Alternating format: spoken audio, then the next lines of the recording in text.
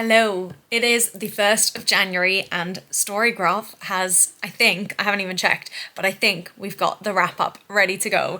And I am very excited to look at it and to look at it with you. And I've got my big Eeyore mug. I'm feeling very blue today and I want to jump into it. I think my tea is still too hot. I have already done a tier ranking of all the books I read this year, and I sort of did that just based off how I remember the books, and a lot of them I didn't remember, but this is going to show me exactly how I felt about each book as I finished it. So let's dive in. I am so excited. This is one of my favourite videos every year to make. Let's go! So this is my homepage. I've already started a book, but I'm literally like 3 pages in.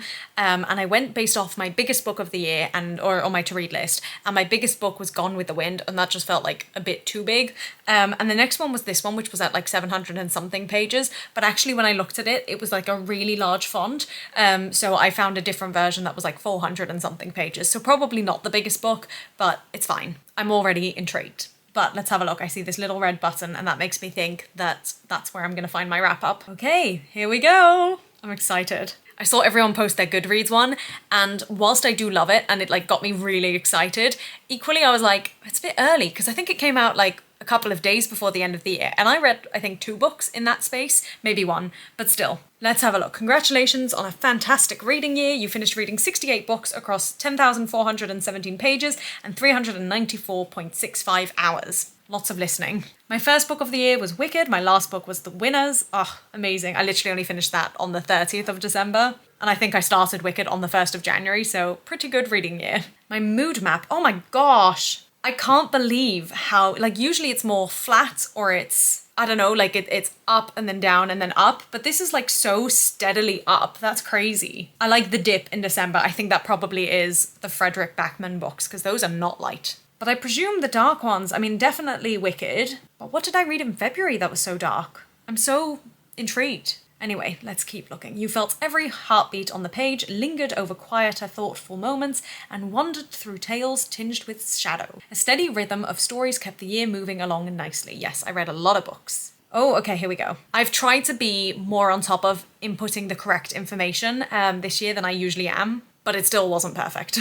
I also feel like I probably read more ebooks this year than I have in past years, and physical, so the pages read is slightly higher than before. What is the big book I read in April? Or books, I suppose. I have no idea. In October I read Where Rainbows End. That was a big one. November, The Count of Monte Cristo. That was a big one.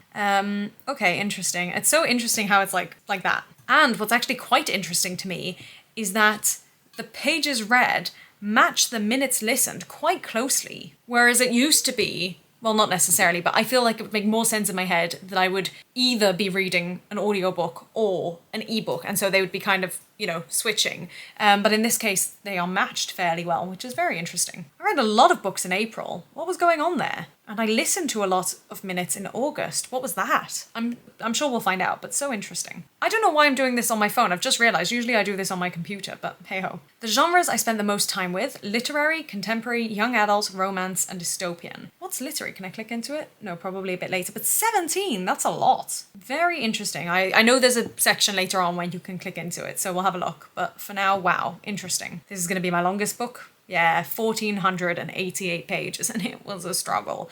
And my 4 pages, that's probably the Harry Potter prequel. It wasn't really a book, but hey ho. Yeah, there it is. The average length, that's interesting, of the books you read was 358 pages, and it took you around 6 days to finish each book. That's really interesting. I would not have thought that my average book length was 58 this year. I think it would have been more in my head, because I read some big books, and I can't think of very many books that I read that were less than that, but I don't know. And I think 6 days is fairly fair. I do think generally I probably lean more towards 4 and 5, but then there were a couple of books that took me like a whole month to read. So that's probably skewed it upwards. My shortest book, would you believe it, was the 4-page Harry Potter book. And the longest one, it was 31 days. And it could be Where Rainbows End. It could maybe be Count of Monte Cristo, although I don't think so. I think it's going to be Where Rainbows End. Yep, there it is. Authors I spent the most time with: Mallory Blackman. I don't remember who that is or why I read so many of her books. I read 5? Who is Mallory Blackman? Frederick Backman makes sense, and Emily Henry also makes a lot of sense. I was part of 3 completed buddy reads. How? 3? Beartown? Girl in Translation. Oh, and maybe Carrie Soto? So 4% of your 2025 reading was shared with friends. I have really enjoyed buddy reads. That's one of my favourite features of Storygraph, and I knew nothing about it. Sam introduced me to it. Great.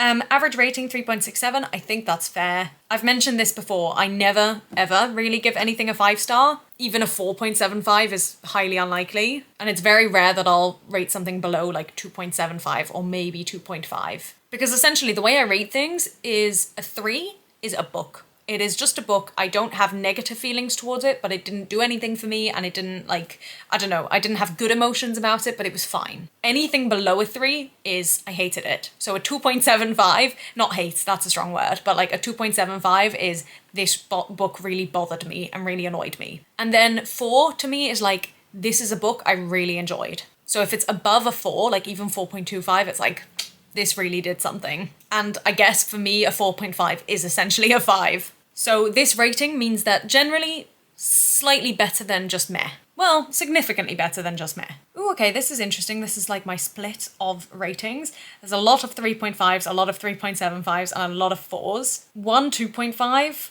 one 4, or a couple of 4.5s actually. Can I click into them? Not yet, but I'm sure I will later, I hope. Okay. Interesting. Very interesting. Also, like, quite a few. I think that's 3 2.75s. That's, like, a lot. Some months were better than others. Let's see. So my highest average rating was a 4 in March.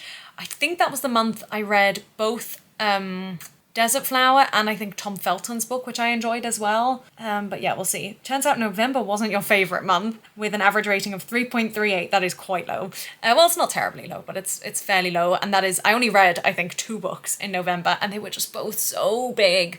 And I think Count of Monte Cristo probably didn't get a very high rating from me. I read the most pages in December. That's not because I was like cracking on to finish the year strong. But I did read Eleanor Oliphant's Is Okay, which I just really didn't enjoy. And I think I finished that on like the 25th or 6th of December. And I was just like, I don't want to finish the year on a book that I don't love. And I have, oh, it spilled. And I have a couple of reservations in my library, and recent reservations that I placed included Careless People, which is a non-fiction, and the final book in the Beartown trilogy, The Winners. And both of those became available pretty much on the same day. So I started with Careless People because it was shorter and it was an audiobook and I was in the mood for another audiobook. But I finished it, I think, like in a day or two. So I think 2 days. So I still had like 5 days, and the other Beartown books I think were each about 400 pages. So I was like, I think I can do that. And I read them so quickly, both of those, because I was so hooked. Little did I know that the final Beartown book was almost 700 pages, but I just committed at that point. And it was like an easy read because I was so hooked. But it did feel like I was reading more than I usually do. And that is because I wanted to finish the book before the 1st of January. And I did. I finished it on the 30th of December. So yeah, not surprising. Right. Animal Farm is the most shelved. That is not surprising. What is surprising is that I only rated it 3.5. I'm quite surprised by that. And Space, is that going to be the least one? Least shelved, only 6 users. I'm kind of shocked by that. I don't think that's the one I was expecting to be least shelved. Interesting. Oh, Kristen Hanna's going to be like the highest rated, I reckon. Yeah. 4.57 and my rating was 4.25. I feel like I heard about this book and I started reading it because my father, he had a copy of it and finished it, or was reading it and said, this is for you, and we happened to be in the same country for once, so he actually gave me the book. But I hadn't heard of it through social media, but it really seems to have grown in the social media realm this year, so that's interesting. I explored 47 new authors. I'm kind of surprised by that, to be honest, when I read, oh no, 68 books. No, that's fair, 2/3, that makes sense. Ooh, what are we looking, oh, are these my new authors? Interesting, that was so good. 20 of the books I read were part of a series. Which ones? Beartown, definitely. And I literally cannot think of a single other one. Interesting. I decided to go back down memory lane with one reread this year, and it was Animal Farm, I think. Yeah, that's so funny. But also, I know that I generally don't really reread books, so yeah. I finished all the books I picked up this year. No DNFs. I don't really DNF books, even if I don't love them. And I didn't own any of the books I read this year. I don't even know if that's true. I mean, I know I owned Where Rainbows End, so it's definitely not true. But I just don't track that, and I'm not so bothered by it. I did use the library a lot, to be fair. Oh, here we go. Oh, that's who Mallory Blackman is. It's the Noughts and Crosses, and that's another series. That was like 6 books in a series. I suppose Murder on the Dance Floor might be considered a series. What else? Oh, maybe the Bookshops and Bone Dust Legends and Lattes. I think All Systems Red might be as well. Okay, fine. Let's have a look at the actual further statistics. Ooh, moods. I always like this. Emotional, yeah. I like emotional books. Look at that. 31 or 2 books. Crazy. Reflective, dark, mysterious. You can see what kind of books I like. Wow. And all 4 of those categories is how I would probably describe the Beartown series. And I loved that series. So there you go. Funny, sad, adventurous, informative, light-hearted, tense, inspiring, hopeful, challenging, and relaxing. I don't read relaxing books, apparently. My pace, or not my pace, the pace of the books, was generally medium. I don't know if this is based off like what people generally say or if it's what I have said, but it's very, very rare for me to say that a book is either slow or fast-paced. I almost always say that it's medium. Let me see the fast ones. I'm curious about those. All Systems Red. Crossfire, that's interesting. Tell No One? See, I don't even remember that one. Harry Potter, fair enough. Countdown, I also don't remember. Animal Farm, I guess. Coraline, interesting. Stolen, that's interesting. All My Friends Are Superheroes, fair enough. Sunrise on the Reaping, wow, I wouldn't have expected that. Of Mice and Men, I also wouldn't necessarily say. Everything is Tuberculosis, maybe. How to Keep House While Drowning, I can't remember that one. Okay, interesting. Page number, I've got 70% of my books are less than 300. I did not realise it was that high. That's quite surprising to me. I thought it was more in the 300 to 499 category, but 22%, so almost a quarter in that category, and then 9% in 500 plus, which I think must be the highest percentage I've ever had for that. I'm really surprised actually by the fact that 70% is under 300, but okay. Audiobook length. Oh, I suppose page number maybe is only for like ebooks. Let me see. Because I do generally only read shorter ebooks, so that would make sense. Yeah, these are all ebooks as opposed to audiobooks, so that makes sense. So then the audiobook length is more accurate, where most of the books are between 8 and 16 hours.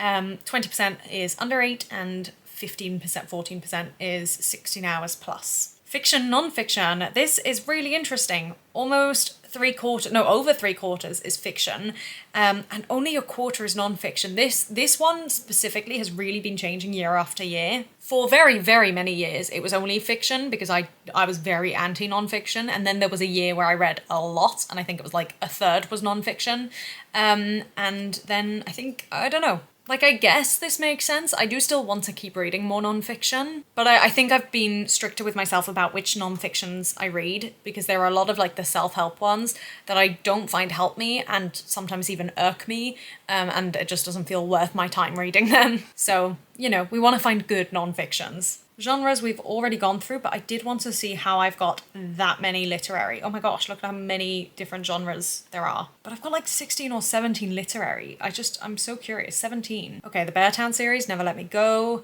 Eleanor Oliphant is completely fine. That's literary. Animal Farm, fair. Malibu Rising, interesting. I'm Thinking of Ending Things, fair. The Road, okay. Time Traveler's Wife, fair. Piranesi, oh, I love that book. So wacky and weird, but I enjoyed it. So The Lighthouse obviously makes sense.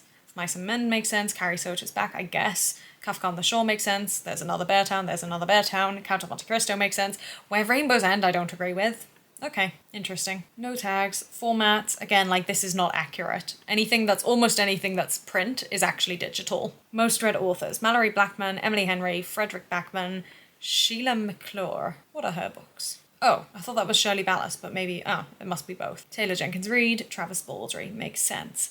I read 1.5% of my books in Dutch, and I think it was literally one book. Yeah, but at least I read a Dutch book this year. This we already saw, although I want to see, like, will it show me why this is so high? Star ratings we've looked at. Okay, that's it. Well, there you go.